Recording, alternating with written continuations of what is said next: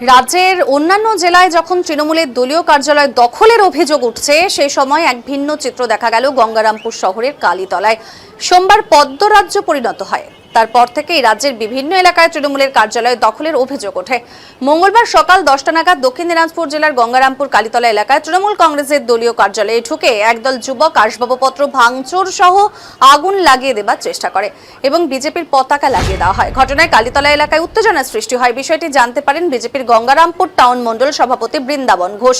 এরপর তড়িঘড়ি তিনি খবর পেয়ে ঘটনাস্থলে ছুটে গিয়ে পরিস্থিতি স্বাভাবিক করেছেন। সেই সঙ্গে রাজনৈতিক সৌজন্য দেখিয়ে বৃন্দাবন ঘোষ তিনি নিজে হাতে তৃণমূলের কার্যালয়ে লাগানো বিজেপির পতাকাগুলি খুলে ফেলেছেন এবং এই নক্কারজনক ঘটনার তীব্র নিন্দা জানিয়েছেন। বিজেপি নেতৃত্বের পক্ষ থেকে স্পষ্ট জানানো হয়েছে যে যারা এ ধরনের বিশৃঙ্খলা সৃষ্টি করে এলাকায় শান্তি বিঘ্নিত করতে চায় তাদের কোনো রাজনৈতিক পরিচয় হতে পারে না। বিজেপি নেতা বৃন্দাবন ঘোষ এই অপরাধমূলক কর্মকাণ্ডের বিরুদ্ধে কঠোর অবস্থান নিয়ে অবিলম্বে দোষীদের বিরুদ্ধে পুলিশে তদন্ত এবং এফআইআর দায়ের করার দাবি জানিয়েছেন। তিনি প্রশাসনকে অনুরোধ করেছেন যেন প্রকৃত অপরাধীদের দ্রুত চিহ্নিত করে আইনের আওতায় এনে কঠোর শাস্তি দেওয়া হয়। বর্তমানে কালীতলা এলাকায় পুলিশ মোতায়েন থাকলেও বিজেপির নেতার এই সময়োপযোগী ও ইতিবাচক ভূমিকা বড় ধরনের রাজনৈতিক সংঘাত রুখতে এবং এলাকায় শান্তি বজিয়ে রাখতে বিশেষ সহায়ক হয়েছে বলে মনে করছে ওয়াকিবহাল মহল। কি বলবেন বিষয়টা নিয়ে? হঠাৎ করে জানতে পেরেই চলে এসেছি, এই স্পটেই আছি। আমি প্রশাসনকে পর্যন্ত খবর দিয়েছি। বিজেপির কালচার এটা নয়।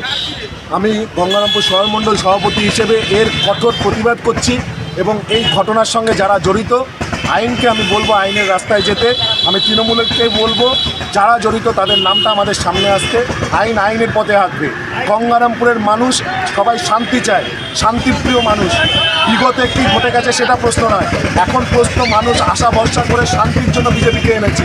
আজকে কিছু অতি উৎসাহিত লোক হঠাৎ করে যারা বিজেপির দলের সঙ্গে যুক্ত না, বিজেপির যে সংস্কৃতি সেগুলো সঠিকভাবে জানে না বা বিজেপির দলটা কি তার সম্বন্ধে কোনো জ্ঞান নেই, হঠাৎ করে রাতারাতি জামা বদলে তারা বড় বিজেপি হওয়ার চেষ্টা করছে। আমি এর বিরোধিতা করছি এবং প্রশাসনকে হাতজোড় করে অনুরোধ করব প্রশাসন যেন কঠোরভাবে এগুলোর ব্যবস্থা গ্রহণ করে। আমি নিজে তৃণমূল অফিসের সামনে আছি। আমি তৃণমূলের ভাইদের বলবো, তৃণমূলের কর্মীদের বলবো, নির্ভয়ে ওনারা নিজেদের পার্টি অফিসে আসুন এবং এগুলোকে ঠিক করুন এবং আইনি পদক্ষেপ নিন। আমি বলছি দাঁড়িয়ে থেকে এর সঠিক ব্যবস্থা, আইনি ব্যবস্থা নেওয়া হবে।